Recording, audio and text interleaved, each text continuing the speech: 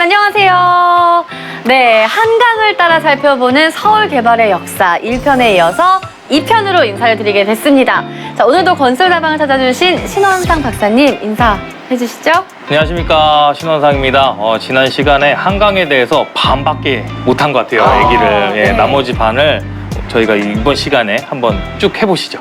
자, 지난 시간에는 여의도가 서울의 심장으로 발전될 수 있었던 이야기에 대해서 저희가 나눠봤는데요. 오늘 이야기를 나눌 장소는 바로 반쪽이죠. 서울의 남쪽 땅 강남입니다. 시원한 한강으로 함께 가보실까요?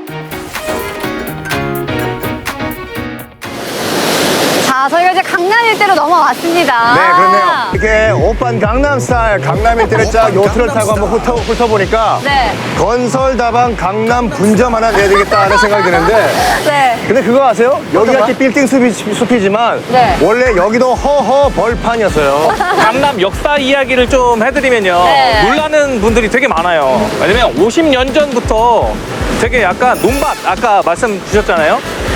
잠원동이 뽕나무밭, 네. 조국동이 도라지밭, 압구정이 배밭, 도곡동까지 다 이제 논밭이었어요. 그래서 허벌판이었죠. 근데 밭이란 밭은 다 있었네요, 진짜로. 맞습니다, 맞습니다. 지금이야 이제 잠원동, 도곡동 이렇게 부르지 그때는 이름도 없었어요. 이름이 뭐였더라?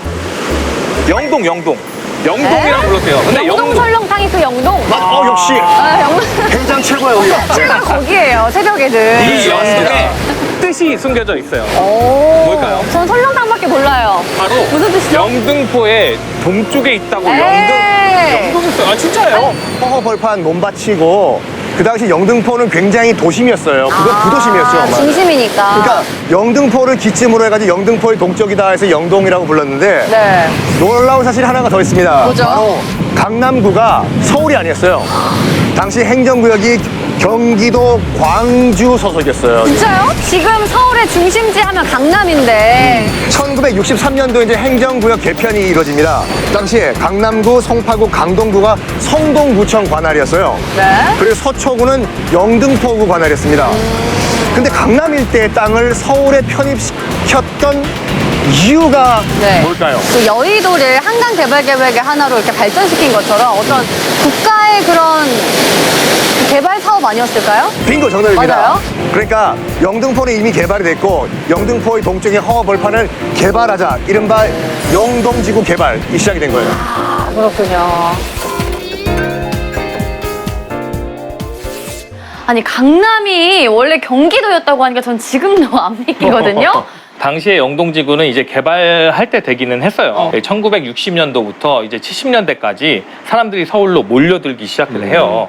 이 지방에서 서울로 상경하는 인구가 폭발적으로 느는데 서울에는 이제 살 집이 없는 거죠. 그래서 이제 생긴 게 달동네랑 판잣집이었어요. 당시 정부에서는 새로운 주택을 짓기 위해서 달동네를 철거를 하고 시민들을 이주시켰는데 그러면서 이제 원주민들하고 마찰이 불거지게 됩니다.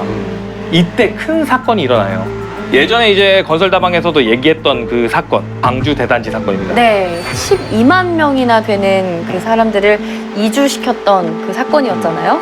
서울 중심부 판잣집, 달동네가 있고 이미 살고 있는 원주민들도 있고 그러다 보니까 개발이 쉽지가 않았죠. 문제가 이제 계속 발생하다 보니까 안 되겠다 싶어서 이제 당시에 서울 변두리인 영동지구로 눈을 이제 싹 돌리게 됩니다. 아니, 이 적응을 하려고 해도 적응이 안 됩니다. 그러니까 서초, 강남 이쪽이 변두리였던 거잖아요. 그렇죠? 이제 그 영동지구는 이제 변두리여서 개발을 한 것도 있지만 더 중요한 문제가 있었어요.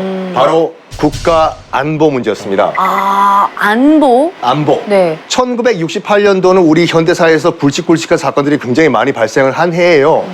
대표적인 사건이 이제 그 이른바 청와대 습격 사건, 김신조 사건이라고 하거든요. 네네네. 그 1968년 1월 21일 북한 민족보위성 정찰국 소속의 이제 무장 게릴라들이 청와대를 습격하기 위해 가지고 휴전선 넘어서 파주 넘어가지고 지금 서울 세검정 고개까지 침투했는데 아시다시피 세검정에서 청와대는 바로 앞. 코앞이에요. 맞아요. 상황이 이러다 보니까 휴전선과 가까운 강북에 사람들이 몰려 살고 있고 그러면 안 되겠다. 좀 분산을 시켜야 되겠다라는 필요성을 우리 정부가 느낀 거예요.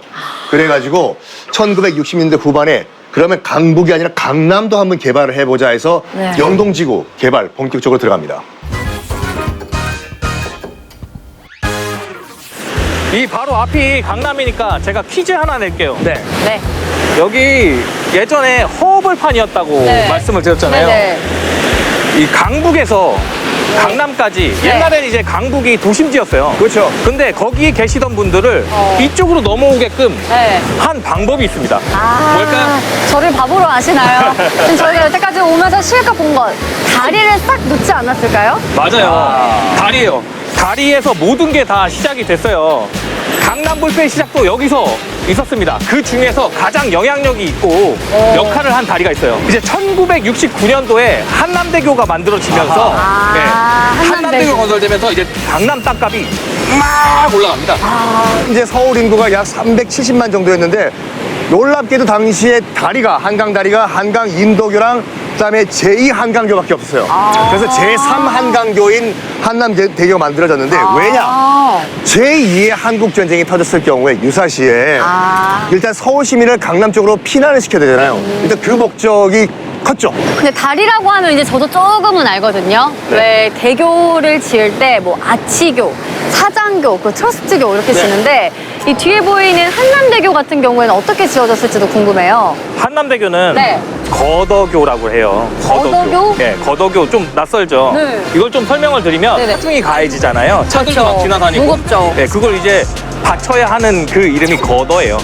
거더. 우리나라 말로 들보. 들보. 네, 들보라고 합니다. 이 한남대교 같은 경우에는 저 철골 녹색 박스 보이시죠? 네. 예, 그 형태로 지어졌다고 보시면 됩니다. 그렇군요. 그러니까 다리 아래 이 거더가 확실히 튼튼하게 지지를 해주고 있기 때문에 자동차들이 저렇게 그럼요. 달릴 수 있는 네, 거군요. 맞아요, 맞아요. 근데 처음에 만들 때도 이렇게 웅장한 모습이었을까요? 그렇지는 않습니다. 한강대교가 이제 설계될 당시만 하더라도 이제 너비 20m, 왕복 4차선으로 이제 설계가 됐어요. 착공 3개월쯤 될 무렵에 갑자기 긴급 지시가 내립니다. 건설 책임자 나와라. 줍니다. 지금 당장 설계도 바꿔. 오. 일단 교량 너비를 26m로 확장을 하고 왕복 4차선에서 6차선으로 확장을 하라. 라는 그렇죠. 그런 명령이 내려옵니다. 그 이유가 뭔지 아세요? 뭘까요? 바로 평양 대동강에 너비 25m짜리 다리가 건설되고 있다는 첩보를 들은 거예요. 북한보다 1m 더 넓은 걸 만들어라. 북한이 25m, 우린 26m다. 질 수 없다. 질 수 없다. 물론 그렇구나. 당시 이제 공사 이제 현장 소장님이 이제 기억에서만 나왔고 그래요? 공식적인 문서는 없지만 실제로 설계를 바꾸고 6차선 왕복으로 확장이 된 건 맞아요. 그러면 1969년에 이 한남대교가 완공이 되고 나서는 정말 강남 개발에 큰 도움이 됐겠네요. 맞습니다. 네. 이제 당시 진행되던 경부고속도로 이제 건설과 이제 영동지구 확장지구와 맞물려가지고 네. 이 일대가 천지개벽한 거죠. 한남대교, 너 짱이다. 짱이다! 아이고, 아이고. 미안해, 난 옛 이름 불러줄게. 제3한강교. 강물이 흘러가네요. 제3한강교 미술.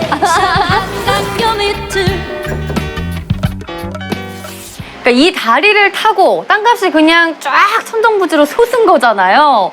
이 상가부터 아파트까지 빼곡하죠. 강남하면 역시 아파트 빠질 수가 없죠. 그런데 이것도 시작부터 정해진 계획이 있었어요. 그 당시에 영동개발 당시에 이제 주거 중심의 부도심 역할을 이제 만들려고 했거든요. 그러다 보니까 상업지구는 2.56 평방킬로미터에 불과했거든요. 영동지구 전체 면적을 비교해봤을 때 8.1%밖에 안 되는 작은 땅이었습니다. 이 영동 지역이 되게 넓잖아요. 그러다 보니까 이제 땅을 영동 1지구와 2지구로 이제 나눠서 개발을 해요. 당시 강남 일대가 전부 이제 현장이라고 해도 과언이 아니었습니다. 1966년도에 이제 1차 지정이 되었고요. 이제 1971년도 2차적으로 이제 시행된 강남구의 대부분을 포함한 한강 이남 대규모 토지구획 정리 사업입니다. 영동 1지구는 한남대교로부터 고속도로 부지를 확보하는 게 목표였고요. 네. 현재 이제 서초구 일대를 말하죠.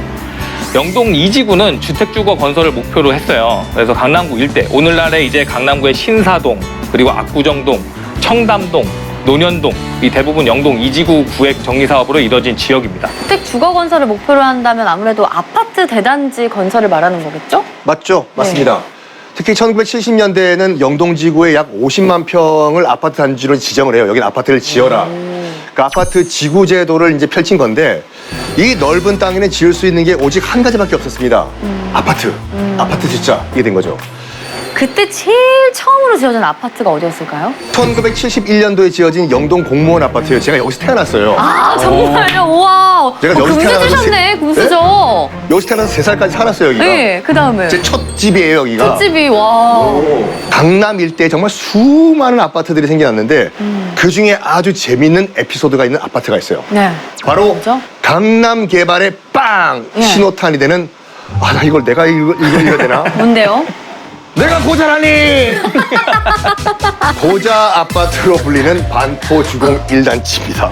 민망해. 고자 아파트요? 잘 들으셨어요? 아니, 뭐. 제가 만들어낸 얘기가 아니라 당시 그런 말이 돌았어요. 별명이. 그 주공 아파트가 일단 뭡니까 일단 네. 민간 건설사가 아닌 이제 주택공사에서 만든 아파트가 주공 아파트잖아요. 그렇죠.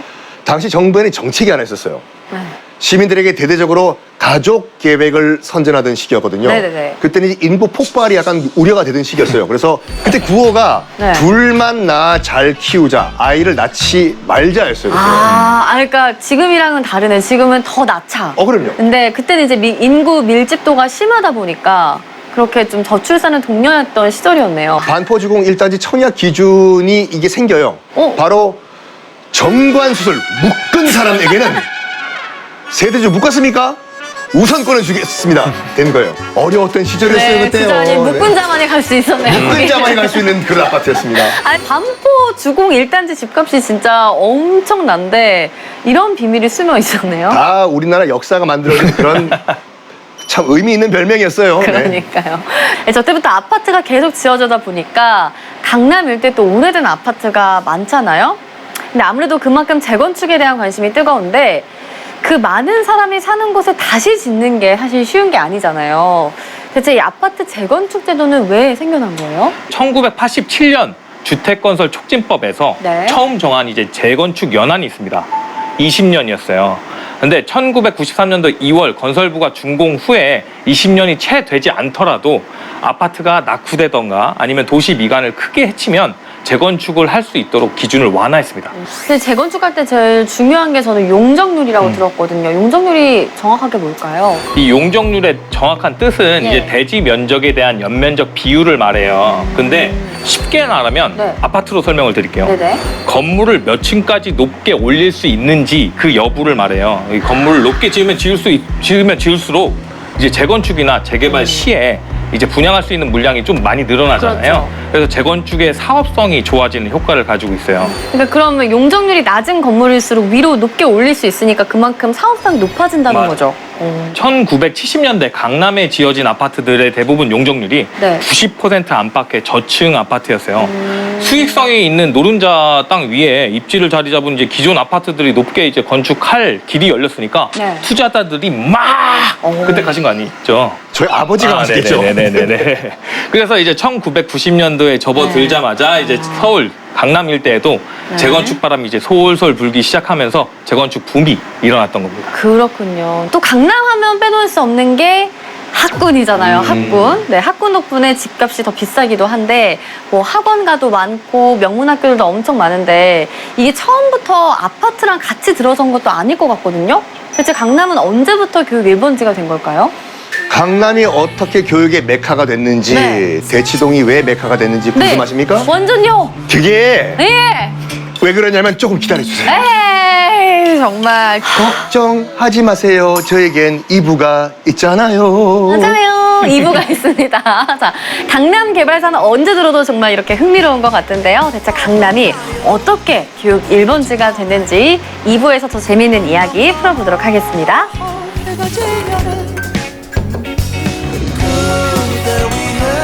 마차를 준비했지 마차 타고 꿈나라도 떠나볼까